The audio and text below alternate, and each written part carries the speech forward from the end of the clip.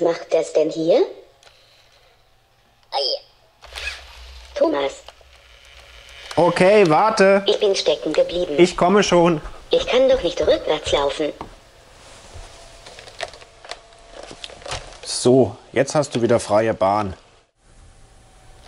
Ihr könnt das doch nicht einfach in den Weg stellen. Naja, ist ja keiner da. Außer uns. Und mir. Oh, stimmt.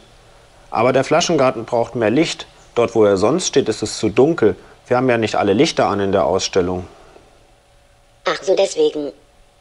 Wasser braucht er aber auch.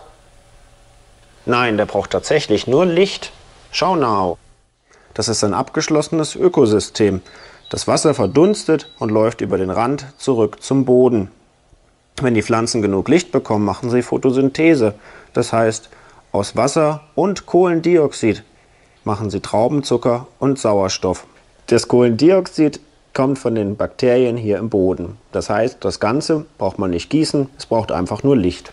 Das ist witzig.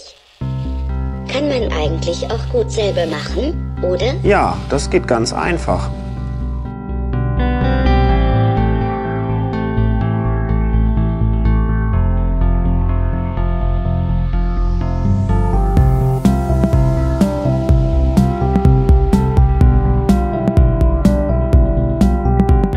Es gibt noch so viel zu entdecken da draußen. Und ich bin klein, aber habe eine große Festplatte. Du kannst aber auch viel über die Welt da draußen hier im Bionikum entdecken. Komm, wir spielen mal ein Spiel.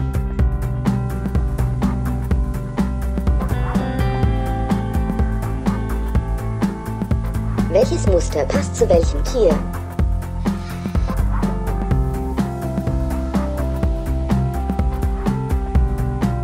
Wohin? Ich helfe dir.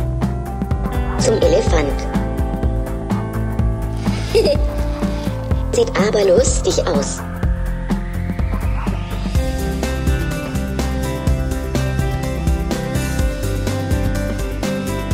Jetzt bin ich ja mal gespannt, ob du das weißt.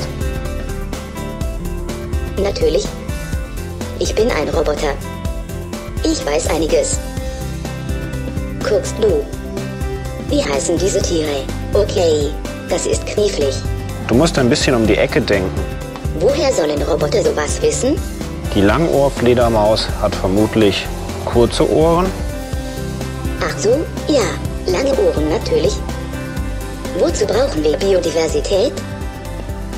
Mal überlegen. Nahrung, Wasser, Medizin, Bionik, Erholung. Na klar, für alles natürlich. Hab ich doch gesagt. Ich weiß so einiges.